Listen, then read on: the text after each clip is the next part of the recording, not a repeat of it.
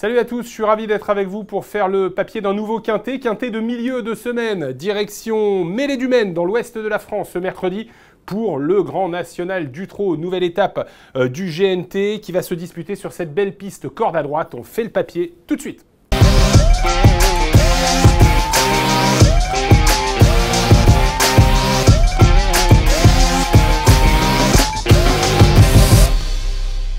Voilà, toutes les infos comme d'habitude pour ce quintet sur equidia.fr. Suivez-nous sur les réseaux pour avoir vraiment les dernières updates. Et puis, si vous aimez ce produit, faites-le nous savoir. Et puis, abonnez-vous évidemment à votre page YouTube. Je sais que vous êtes très nombreux, mais vous pouvez l'être encore plus. Mêlée-du-Maine, donc, très belle piste corde à droite, de grandes lignes droites, de grands virages.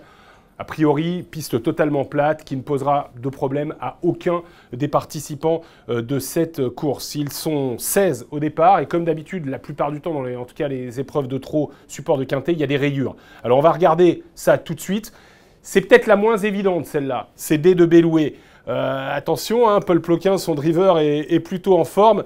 Mais bon, D de Belloué, quand même, face à des chevaux plus jeunes que lui, malgré sa performance intéressante de Reims au début de ce GNT, malgré sa position en tête, c'est un cheval, on le connaît, il est obligé d'aller de l'avant. J'ai l'impression que ça va être dur et que les derniers mètres peuvent être un peu pénibles pour lui. Aucune hésitation par contre pour Fulton, Ferré, cheval monté qui reste sur une perf magnifique avec Damien Beaune à Vincennes, mais il aura d'autres objectifs dans les semaines qui viennent.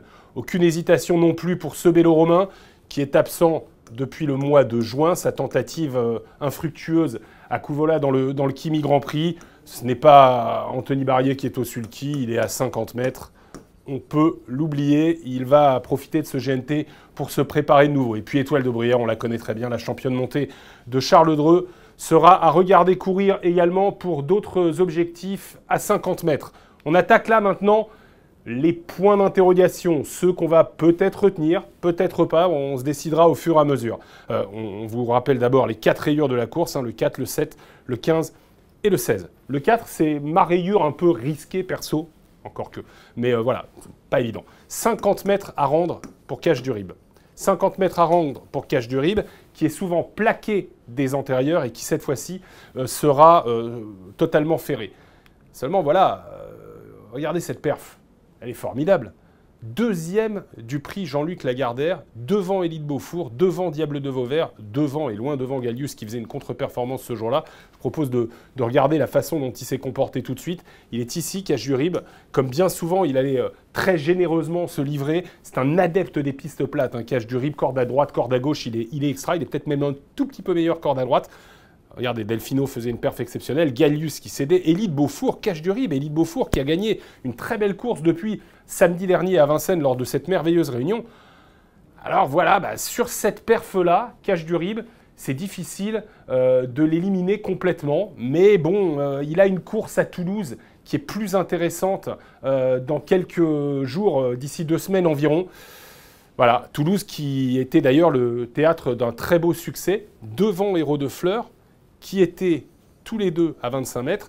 Et vous voyez, pour renforcer un peu le côté difficile techniquement de cette course pour Cache du Rib, la course de mercredi, Héros de Fleurs sera 25 mètres devant Cache du Rib dans l'étape du GNT de Mêlée-du-Maine.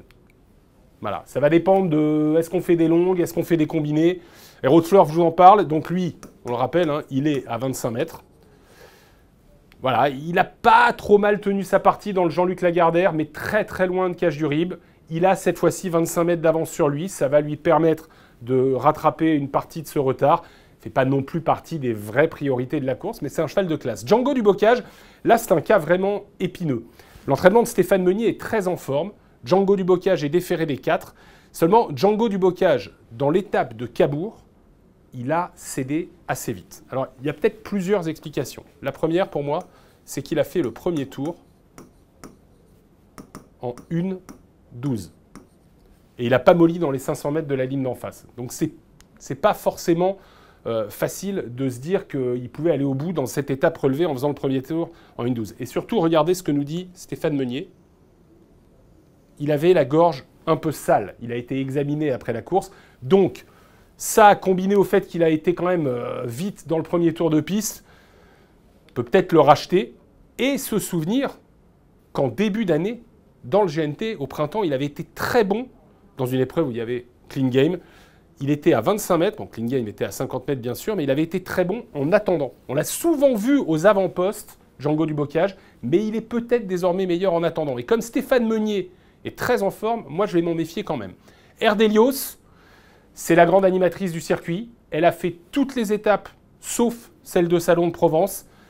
Mais là, voilà, à 25 mètres, pas évident quand même pour Erdelios, qui a été vraiment discrète la dernière fois, sans excuse. Hein. Ce qu'on peut noter, c'est que c'était Antoine Viels qui l'a drivé et que cette fois-ci, François Lagadec, son partenaire habituel, va la retrouver. Dans des longues, elle aura peut-être sa place pour être 5e, mais ça sera déjà pas mal pour elle. Dreamer de Chenu est revenu chez Pierre Pellereau. Sa dernière sortie dans le sud de la France pour Jean-Michel Baudouin l'a montré quand même assez loin du niveau qui lui avait permis de gagner à la surprise le prix de Brest durant le dernier meeting. C'est pas une priorité. Voilà. Il était 5e ce jour-là de Écureuil, Génilou, Eden Basque, entre autres, mais bon, il était quand même assez loin. Et vous allez voir que Eden Basque, notamment, a été battu par une jument récemment à Cagnes, dont on va reparler dans quelques instants. Evita Madric. Alors là, moi, je mets un point d'interrogation. On aurait été sur 2150 mètres, je vous aurais dit obligé, de toute manière, je l'aurais mise dans les favoris. Je mets un point d'interrogation. Pourquoi ? Parce que c'est la distance. Mais nos reporters ont parlé avec Stéphane Meunier, qui lui aura dit qu'elle a réalisé un bon été, que cette bonne droitière est restée en très belle forme. J'ai préparé cette course depuis un petit moment. Elle est bien engagée en tête. Je pars confiant pour les places. Il ne mentionne pas la distance. Alors moi, j'ai assuré, j'ai passé un coup de fil à Stéphane Meunier et je lui ai dit, j'ai lu ton interview sur Equidia, c'est top. Est-ce que tu crains vraiment pas du tout la distance ? Pas du tout, il est très chaud. Donc je pense que voilà, on va la retenir. Surtout qu'elle a montré sa forme, donc sur 2150 mètres, c'est quand même une jument qui est très titrée sur les parcours de vitesse. Montrer sa forme derrière El Magnifico de Loup, Diego Duhoulet, Fabulous Dream, c'est quand même une ligne de super chevaux de quintet, ça. Mais Evita Madric est vraiment au top de sa forme. Point d'interrogation là encore pour Guilmois Formand. Le champion monté de Pascal Castel est resté très longtemps absent. Hein, vous voyez, il n'a pas couru quasiment depuis le printemps de l'année 2021 jusqu'à sa rentrée après sa requalification. Sa rentrée, justement, alors qu'il était totalement délaissé, elle était très bonne. Il était 6e, je vais vous montrer ça.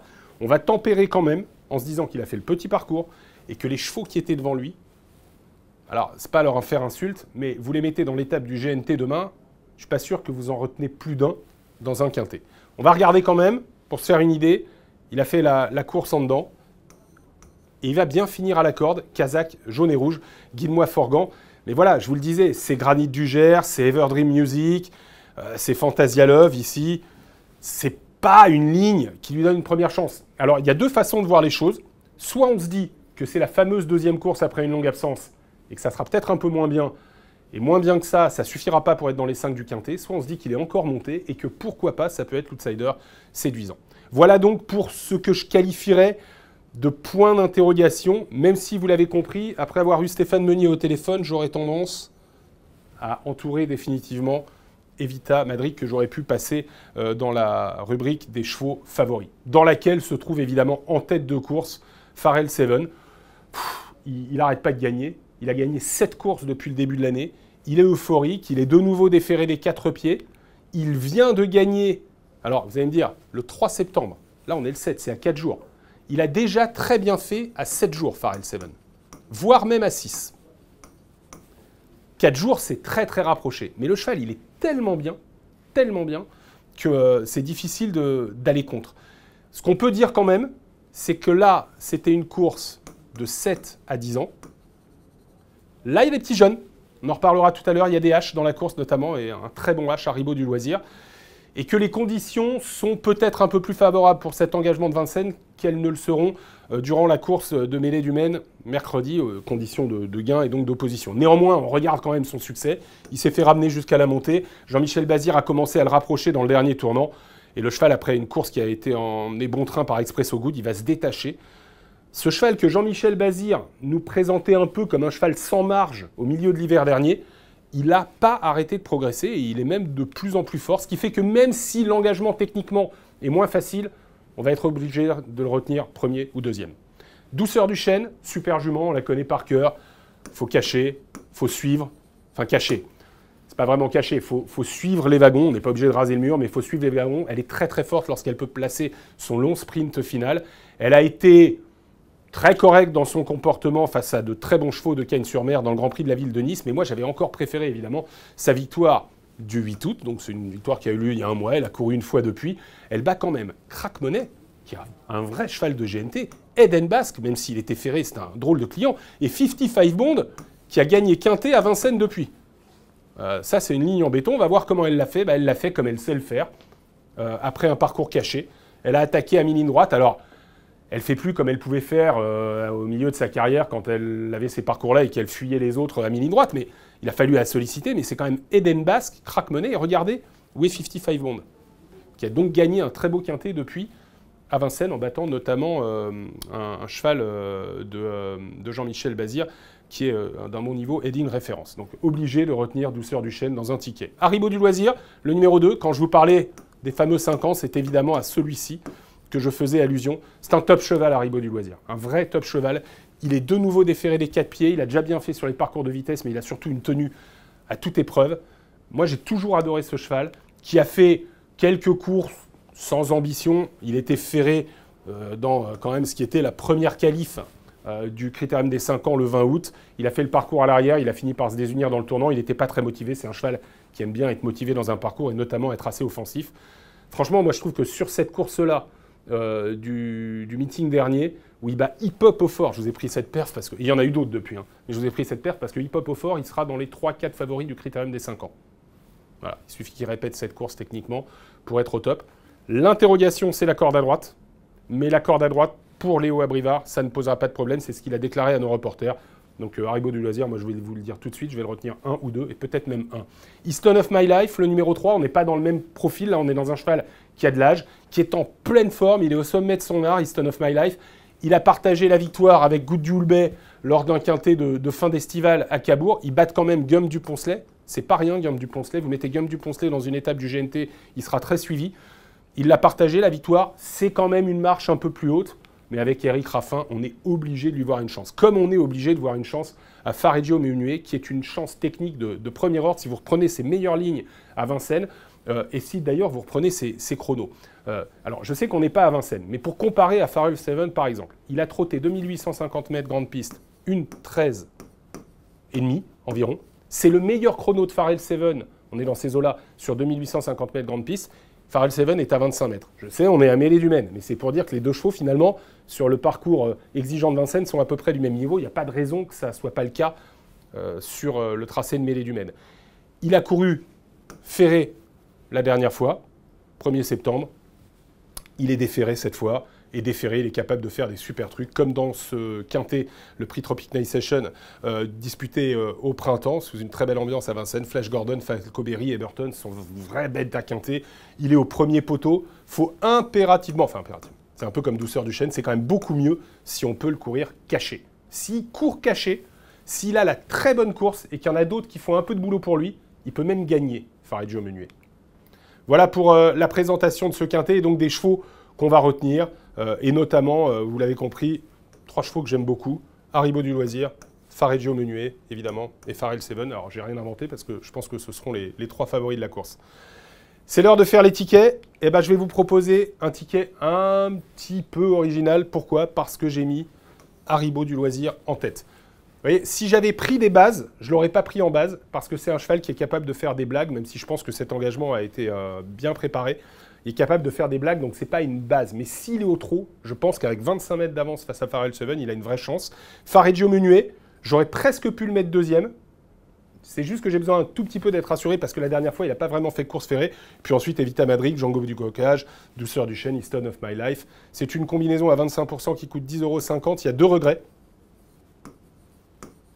que vous pouvez rajouter si vous faites des champs. Le 5, Guide-moi Forgan, et le 14, Cache du Rib. On en a parlé, ce sont 2 chevaux qui, si tout se passe bien, peuvent malgré tout gratter une 5e place, même s'ils auront plus tard d'autres objectifs. Voilà les amis, c'est fini pour le papier de ce quintet. J'espère que vous allez toucher avec ces conseils. Et puis, comme d'habitude, vous mêlez ça avec vos propres impressions. Ciao, à bientôt.